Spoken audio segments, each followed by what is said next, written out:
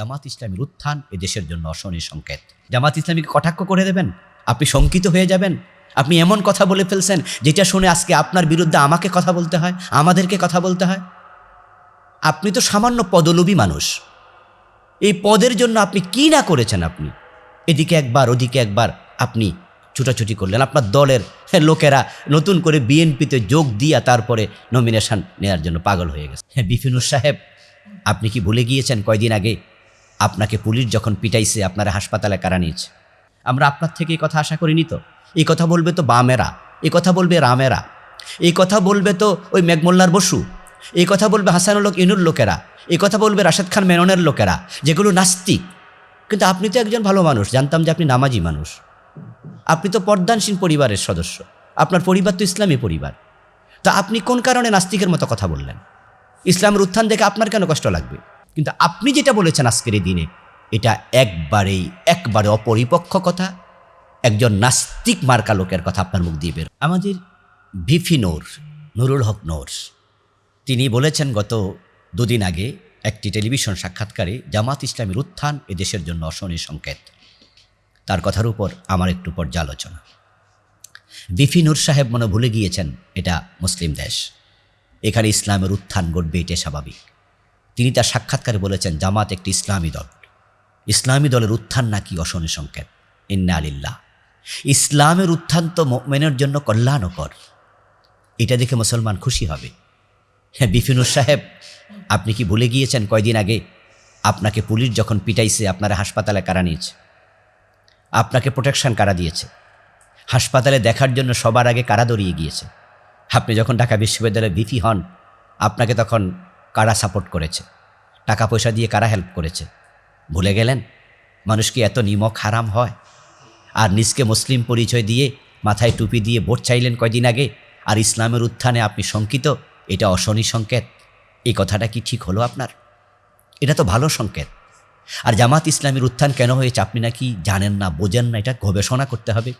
ঢাকা বিশ্ববিদ্যালয়ে লেখাপড়া করার পর মাথায় কি অতটুকু ঘিলু তৈরি হলো আপনার? এটা গবেষণার বিষয় নাকি? এটা কি গবেষণা করা লাগে? এত সহজ একটা বিষয় গবেষণা করা লাগে নাকি? আপনি দেখেননি গত 18 মাসে জামাত ইসলামী কোনো চাঁদাবাজি করেছে? জামাত ইসলামী কারো বাড়ি দখল করছে? জামাত ইসলামী লুটপাট করছে? জামাত ইসলামীর লোকেরা কাউকে ঠকাইছে, কারোর উপর জুলুম করছে? এই সহজ কারণ উত্থান হয়েছে। এই 5টি বিশ্ববিদ্যালয়ে কেন পাশ করছে? যে ঢাকা বিশ্ববিদ্যালয়ে আপনি নিজে ভিপি ছিলেন, আপনাকে তো ইসলামী ছাত্র শিবিরের ছেলেরা ভোট দিয়েছে না? ভোট দিয়ে ভিপি বানায় নাই, অস্বীকার করতে পারবেন? আর তাদের উত্থানে আপনি আজকে শঙ্কিত, এবং এটা অশনি সংকেত আপনি বলছেন।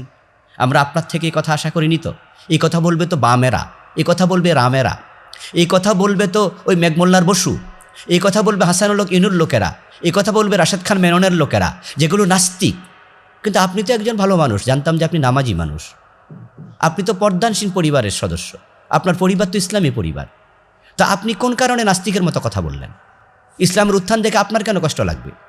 জামাত ইসলামী যে একটা এই দেশের ভালো দল, এই দলের নেতারা যে ভালো মানুষ, এ নিয়ে কি আপনার কোনো সন্দেহ আছে? বিএনপির প্রতি মানুষ বিরাগ হয়েছে, আওয়ামী লীগের প্রতি তো বিরাগ হয়ে দেশ থেকে তাড়াইয়া দিছে।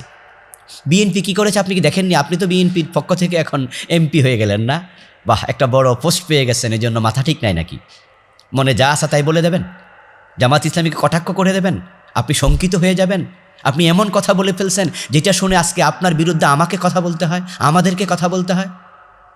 আপনি তো সামান্য পদলোভী মানুষ।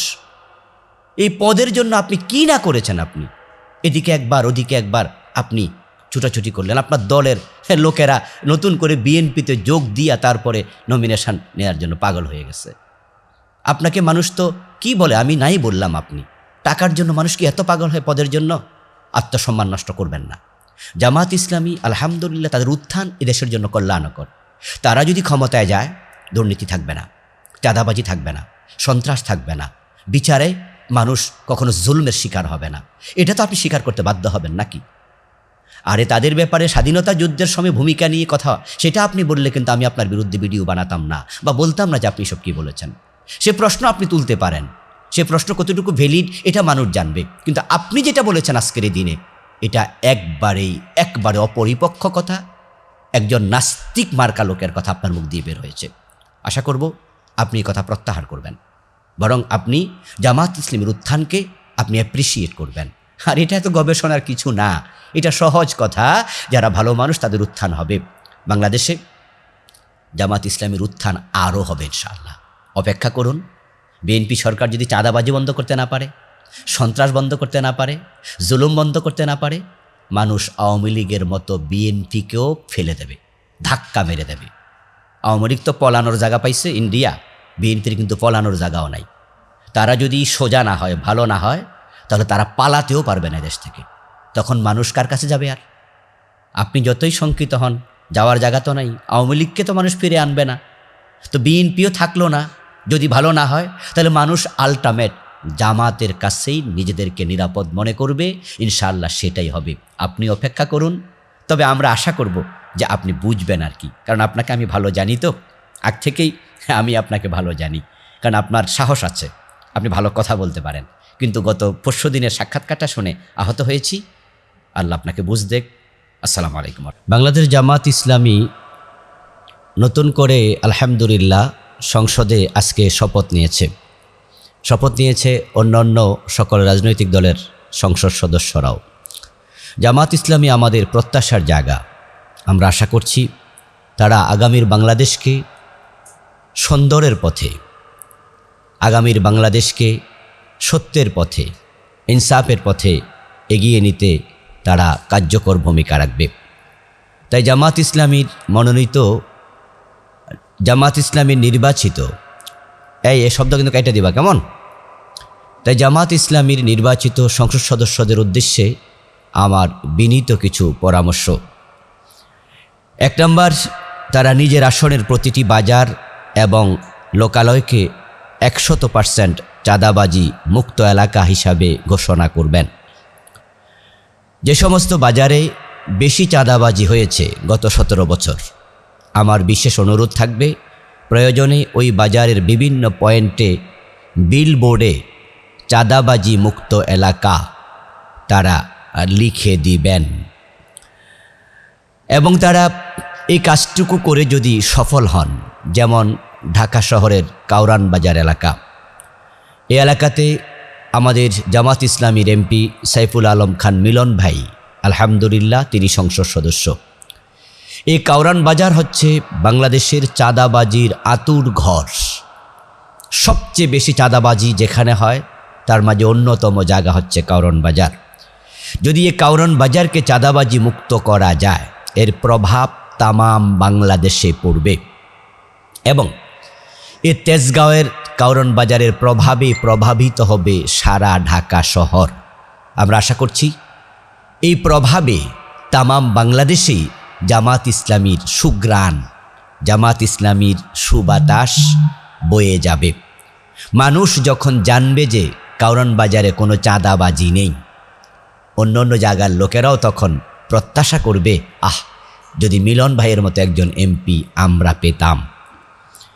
দ্বিতীয় পরামর্শ, চাঁদাবাজি, মাদক বিক্রি এবং মাদক সেবন। বিভিন্ন এলাকার অফিসে ঘোষের লেনদেন অথবা যে কোনো ধরনের দুর্নীতি ঠেকাতে মাননীয় এমপিগণ অভিযোগ হটলাইন নামে তারা একটি অভিযোগ দেয়ার জায়গা চালু করার পরামর্শ দিচ্ছি। এবং তাদের যে পার্সোনাল সেক্রেটারি থাকবেন, পিএস থাকবেন, প্রয়োজনে তার নাম্বার সোশ্যাল মিডিয়ায় দিয়ে দেবেন অথবা সাংবাদিক সম্মেলন করে জানিয়ে দেবেন যে আপনাদের এলাকায় মাদক, চাঁদাবাজি, সন্ত্রাস, দুর্নীতি, যে কোনো ধরনের অপরাধ কর্ম সংগঠিত হলে আপনারা এই নাম্বারে ফোন দিয়ে জানাতে পারবেন। অভিযোগকারীর নাম, ঠিকানা গোপন রাখা হবে এবং অভিযোগ পাওয়ার সাথে সাথে প্রশাসনকে সাথে নিয়ে এমপি মহোদয় যদি অ্যাকশানে যান, এর প্রভাবে প্রভাবিত হবে তামাম বাংলাদেশ ইনশাআল্লাহ। 3 নম্বর পরামর্শ, প্রতি মাসে কমপক্ষে 2 দিন পাবলিক মিটিং অথবা পাবলিক গেট টুগেদার এই জাতীয় নামে নিজ আসনের গুরুত্বপূর্ণ স্পটে বসে সাধারণ জনগণের কথা শুনুন, তাদের সমস্যাগুলোর সমাধান করুন। মাসে 2 বার, যদি সময় না থাকে কমপক্ষে 1 বার এই কাজটি এলাকাতে করা আমি মনে করি খুবই প্রয়োজন। কারণ এমপিদেরকে লোকেরা নির্বাচনের সময় 2 মাস 3 মাস খুব কাছে পেয়েছে, কিন্তু এমন অসংখ্য এমপি আছেন যাদেরকে 1 বছরেও লোকেরা আর কাছে একবার পাবে না। বাংলাদেশ জামাত ইসলামীর এমপি মহোদয়গণের প্রতি আমার সদয় আবেদন যে আপনারা তাদের মতো দয়া করে হবেন না। আপনারা মাসে একবার, কমপক্ষে 2 বার পারলে ভালো, আপনার এলাকায় যাবেন, একদিন সময় দেবেন, মানুষকে জানিয়ে রাখবেন এদিন যেই কোনো ধরনের প্রবলেম নিয়ে আপনার সাথে সরাসরি কথা বলতে পারবে। আপনি সেখানে ডিরেক্ট চোখে চোখ রেখে একবারে সামনাসামনি বসে সমস্যাগুলো শুনবেন, আপনার সামর্থ্যের আলোকে সমাধানের উদ্যোগ নেবেন। প্রয়োজনে সেখানে ওসি সাহেবকে রাখতে পারেন প্রশাসনের টিওনো অথবা অন্য কোনো গুরুত্বপূর্ণ ব্যক্তিকে, এবং তারাও শুনে তারা সমস্যার সমাধানের উদ্যোগ নেবে। এইভাবে যদি এমপি সাহেবরা উদ্যোগ নেন তাহলে অফিস আদালতে ঘোষের লেনদেনও কমে যাবে, ওসি এবং টিওনোরাও কাজে তৎপর হবে। 4 নম্বর পরামর্শ, বিবাহ, সামাজিক অনুষ্ঠান এবং জানাজার নামাজে যত বেশি পারবেন অংশগ্রহণ করবেন। আপনাকে দাওয়াত না দিলেও চলে যাবেন, প্রয়োজনে না খেয়ে একটু ব্যস্ততা দেখাবেন। দাওয়াত যেহেতু দেয়নি, বিয়ের অনুষ্ঠান, এজন্য সেখানে গিয়ে খাবার গ্রহণের প্রয়োজন নেই। আপনি চাইলে তাদেরকে না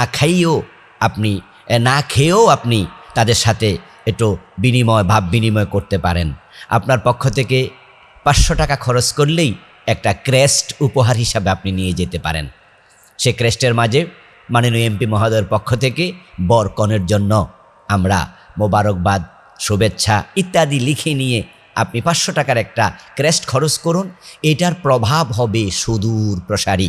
এই ক্রেস্টটা তারা রেখে দেবে, তাদের সন্তানরা দেখবে, পুরা পরিবার 500 টাকার কাছে ঋণী হয়ে যাবে। আর দাওয়াত যদি দেয় তাহলে তো যাবেনই, সামর্থ্যের আলোকে নিশ্চয় বর কনের জন্য কিছু উপহারও নিয়ে যাবেন। আমার অতীত অভিজ্ঞতা থেকে বলছি, এমন এমপিকে আমি চিনি যিনি দাওয়াতে গিয়েছেন, সাথে নিয়েছেন 15 জন 20 জন। ওরা দাওয়াত দিয়েছে একজনকে, সাথে নিয়েছেন 20 জন 30 জন। এমপির সাথে তো কত নেতা থাকে, কত লোক থাকে, সবাইকে নিয়ে খেলেন, কিন্তু বর কনের জন্য সামান্য উপহারও দেননি। এটা পরে সমালোচনার জন্ম দেয় যে তিনি 20 জন নিয়ে খেয়ে গেলেন, 1000 টাকাও দিলেন না, অথবা একটা ছোট্ট বই উপহার দিলেন না। তা আমি বলবো অতিরিক্ত লোক সাথে নেবেন না প্লিজ, এতে করে সমালোচনার জন্ম হয়। আপনি যান, সাথে 2 জন 3 জনকে নেবেন, অন্যরা সাথে যাবে না। যদি দাওয়াত তারা কেউ দেয় যে আপনি যতজন পারেন নেন, তাহলে ভিন্ন কথা, এবং কিছু না কিছু উপহার দিয়ে তারপরে আসবেন। জানাজার নামাজে হাজির হয়ে যাবেন, লাশকে সামনে রেখে 2 মিনিট 3 মিনিট একটু ছোট্ট বক্তৃতা দেন, মানুষের কাছাকাছি যান। মানুষ আপনাকে এমপি হিসাবে পেয়ে তারা খুবই খুশি হবে, ধন্য হবে। তারা আগে আপনাকে পেত সাধারণ একজন মানুষ হিসাবে, এখন তারা আপনাকে পাবে একজন এমপি হিসাবে।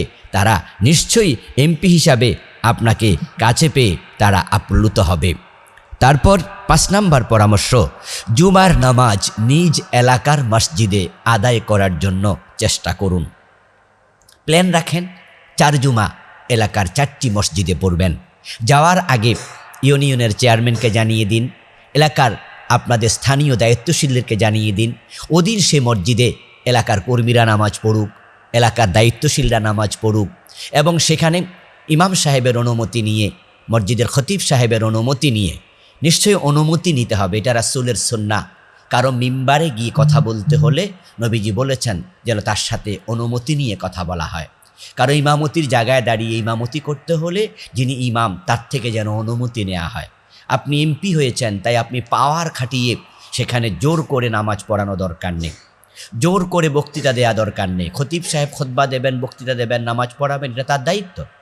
হ্যাঁ, আপনি যদি আলেম হন, আপনার তেলাওয়াত বিশুদ্ধ হয়, আপনি ভালো আলোচনা করতে পারেন, তাহলে এমপি হিসাবে আপনার অধিকার আছে সেখানে কথা বলার। কারণ জুমার নামাজ পড়ানোর দায়িত্ব রাষ্ট্রপ্রধানের।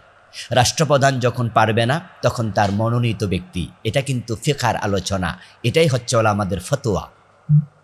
এমপি হিসাবে আপনার অধিকার আছে, কিন্তু এখানে একজন চলমান খতিব যেহেতু আছে, তার থেকে অনুমতি নিয়ে মসজিদ কমিটিকে বলে আমার অনুরোধ থাকবে আপনি 10 মিনিট 15 মিনিট 20 মিনিট সেদিন আলোচনা করেন।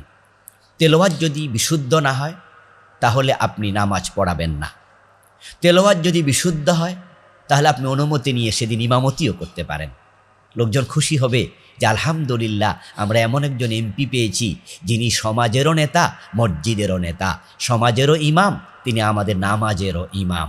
আমরা তো এমনটাই চাই, এমন বাংলাদেশে আমরা দেখতে চাই যে আমাদের প্রধানমন্ত্রী সংসদ ভবনের প্লাজায় যে মসজিদ আছে, ভিতরে যে মসজিদ আছে, জাতীয় মসজিদ আছে, সেখানে প্রধানমন্ত্রী ইমামতি করবেন।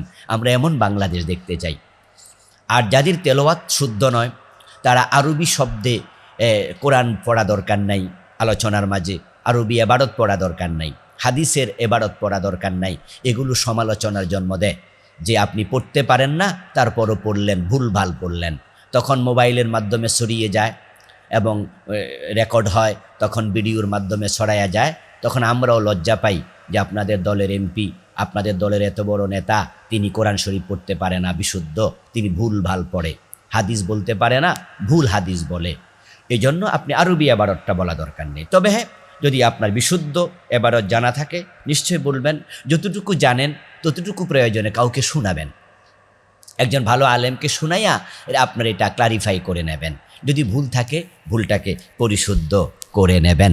6 নম্বর পরামর্শ, প্রতি বছর আপনার সংসদীয় আসনের জন্য সরকার থেকে প্রাপ্ত বরাদ্দ সাংবাদিক সম্মেলন করে আপনি এলাকায় জানিয়ে দিন যে আমার এই বরাদ্দটা এসেছে, অমুক রাস্তার জন্য এত টাকা, অমুক প্রকল্পের জন্য এত টাকা, অমুক স্কুলের জন্য, মাদ্রাসার জন্য এত টাকা। আপনি এটা জানাইয়া দেন। যখন আপনারা বরাদ্দগুলো জানাইয়া দেবেন তখন আপনার পাশের থানায় যে বিএনপির এমপি আছে, জাতীয় পার্টির এমপি বা অন্য দলের এমপি আছে, তখন মানুষ কিন্তু বুঝবে যে এই এমপির জন্য যদি এ বরাদ্দ থাকে তাহলে পাশের থানায়ও নিশ্চয়ই বরাদ্দ আছে, দেশের টাকা লুটপাট করতে পারবে না। আপনারা প্রেশার গ্রুপ হয়ে কাজ করুন। আলহামদুলিল্লাহ আমরা তো 68 জন এমপি পেয়েছি এবার, বিশাল বহর, আল্লাহ শুকরিয়া। সাথে আবার জোটের অন্যরা আছে আমাদের সাথে। আমরা সবাই মিলে যদি এই 70টা 71টা 72টা এলাকাকে আমরা দুর্নীতিমুক্ত করতে পারি, চাঁদাবাজি মুক্ত করতে পারি, লুটফাট মুক্ত করতে পারি, তাহলে 70 আসনের প্রভাব পড়বে বাকি 230 আসনে। পুরা বাংলাদেশ দেখবেন যে ইনশাল্লাহ একটি বৈপ্লবিক পরিবর্তনের অধীনে এসে যাবে। 7 নম্বর পরামর্শ, আপনার সংসদীয় আসনের সকল ইউনিয়ন, সকল ওয়ার্ড এবং আপনার এলাকার পৌরসভা, এগুলোর জন্য যে বার্ষিক বরাদ্দ হয়, ওই বরাদ্দ ইউনিয়নের চেয়ারম্যানকে, ওয়ার্ডের কাউন্সিলরকে, পৌরসভার মেয়রকে অর্ডার দিয়ে বাধ্য করবেন যে তোমরা অফিসের সামনে বরাদ্দের তালিকা ঝুলিয়ে দাও এবং কাজের অগ্রগতি কতটুকু সেটাও ঝুলিয়ে রাখো। প্রতি 1 মাস 2 মাস অন্তর অন্তর কাজের অগ্রগতির নোটিশটা যেন চেঞ্জ করে মানুষকে জানাইয়া দেয় অত টাকা বরাদ্দ হয়েছে, অতটুকু কাজ হয়েছে। তাহলে ইউনিয়নের চেয়ারম্যান, মেম্বার, কাউন্সিলর, মেয়র তারাও দেশের টাকা লুটপাট করতে পারবে না। এমপি সাহেব, এমপি মহোদয়, আপনি যদি সিরিয়াস হন আপনার এলাকাকে নিশ্চয়ই আপনি পারবেন মাদক মুক্ত করতে, দুর্নীতি মুক্ত করতে, লুটফাট মুক্ত করতে। যেখানে মাদক ব্যবসায়ী আছে আপনি গোয়েন্দাদের কাজে লাগান প্লিজ। কারা কারা মদ পান করে এটা খুঁজে বের করা কঠিন, এটা সহজ নয়, কারণ অনেকে ঘরের দরজা লাগিয়েও মদ পান করতে পারে যেটা মানুষজন জানে না। কিন্তু মদের ব্যবসায়ী কারা তাদের ব্যাপারে গোয়েন্দাদের খবর নেয়া ব্যাপার না। গোয়েন্দাদেরকে কাজে লাগান, মাদক ব্যবসায়ীদেরকে নোটিশ করুন। শপথ নিয়েছেন আজকে আলহামদুলিল্লাহ, আগামী 1 সপ্তাহের ভিতরে আপনি এই সিদ্ধান্ত নিন। গোয়েন্দাদেরকে, ওসি সাহেবকে কাজে লাগান, এরপরে ডিএসবি, এনএসআই, ডিজিএফআই, আপনার অধীনে তো অভাব নাই গোয়েন্দা সংস্থার। আপনি যেহেতু একটা আসনের সুপ্রিম অথরিটি, আপনি গোয়েন্দাদেরকে কাজে লাগিয়ে মাদক ব্যবসায়ীদের তালিকা সংগ্রহ করবেন, তাদের কাছে একটা চিঠি লিখে দেবেন আপনি সালাম দিয়ে যে আমার আসনে মাদকের ব্যবসা চলবে না, আপনাকে প্রাথমিকভাবে আমরা জানিয়ে দিলাম, আমার পক্ষ থেকে এটা আপনার জন্য সতর্ক বার্তা। পরবর্তীতে যদি আপনি মাদক ব্যবসা করেন, আমি জানি গোয়েন্দার মাধ্যমে আপনাকে চুল পরিমাণ ছাড় দেয়া হবে না। এবং মাদক ব্যবসায়ীকে ধরে এটা ফেসবুকে দিয়ে দেবেন, এটা পত্রিকায় দিয়ে দেবেন, সাংবাদিকদের জানাইয়া দেবেন। যদি আপনার এলাকা মাদকমুক্ত হয়, এই প্রভাবে আপনার পাশের এলাকাও মাদক মুক্ত হতে বাধ্য হবে ইনশাআল্লাহ। পরের পরামর্শ, প্রতি 100 দিন পর পর নিজ এলাকায় আপনার কাজের ফিরিস্তি তুলে ধরুন। আপনার কাজের অগ্রগতি এবং কাজ যেটা ঝুলন্ত এবং নতুন করে পরিকল্পনা কি, এ বিষয়ে আপনি 100 দিন পর পর এলাকায় গিয়ে, এখন তো আলহামদুলিল্লাহ মোবাইলের অভাব নাই, আপনারা জানান দিলে ইউটিউবাররা চলে আসবে, ক্যামেরা নিয়ে চলে আসবে। মোবাইলও তো এখন একটা ক্যামেরার ভূমিকা রাখে। পাবলিকলি এগুলো প্রচার করা একবারে সহজ। এবং জুমার যে খুতবা আপনি দিবেন, সেদিন এলাকার ইউটিউবারদেরকে জানায়া রাখবেন, সাংবাদিকদেরকে জানায়া রাখবেন। সাংবাদিকরা মসজিদে চলে যাক, তাদের ক্যামেরায় রেকর্ড করুক যে আমাদের এমপি চমৎকার খুতবা দেয়, চমৎকার আলোচনা করে। আপনি যখন জুমার দিনে খুতবা দেবেন, আলোচনা করবেন, বিশেষ করে আমি বলবো যে আমাদের যে কয়জন আলেম এমপি এবার আমরা পেয়েছি, এটা বাংলাদেশের নতুন সংসদের জন্য বড় মাপের একটি পাওয়া। ওই আলেম সাংসদেরা, সংসদ সদস্যরা, তারা নিশ্চয়ই প্রতি জুমায় ভিন্ন ভিন্ন জায়গায় খুতবা দেবেন। এবং সংসদ সদস্য যারা আছেন, নতুন করে খুতবা দিতেন আগে নির্দিষ্ট মসজিদে, আমার অনুরোধ থাকবে আপনি সে মসজিদের খুতবা ছেড়ে দিন, সেটা শুধু 1 জুমা রাখতে পারেন, বাকি 3 জুমায় আপনি অন্য অন্য জায়গায় খুতবা দিন। আপনার পুরা সংসদে আসনে শত শত মসজিদ, এ সংসদীয় আসনের বিভিন্ন মসজিদে আপনি খুতবা দেবেন ইনশাআল্লাহ। প্রিয় ভাইয়েরা, আপাতত আমার পক্ষ থেকে জামাত ইসলামীর নতুন করে যারা এমপির শপথ আজকে নিয়েছেন, তাদের প্রতি পরামর্শগুলো রইল। অনুরোধ থাকবে দুর্নীতির বিরুদ্ধে, মাদকের বিরুদ্ধে, লুটপাটের বিরুদ্ধে জেহাদ ঘোষণা হবে। এই জেহাদে আপনারাই হবেন আমাদের নেতা। আল্লাহ তাআলা সততার সাথে, দক্ষতার সাথে, যোগ্যতার সাথে এবং ইনসাফ আদালতের সাথে আপনার আসনকে পরিচালনা করে আল্লাহ যেন আপনাকে সেরা এমপিতে পরিণত করে, বড় দায়িত্বশীলে পরিণত করে। আমরা যা প্রত্যাশা করছি, আমাদের প্রত্যাশার নেতা আল্লাহ যেন আপনাকে বানায়, সে তৌফিক আল্লাহ আপনাকে দান করুন। আমিন। ওয়াসসালামু আলাইকুম ওয়া রাহমাতুল্লাহি ওয়া বারাকাতুহু।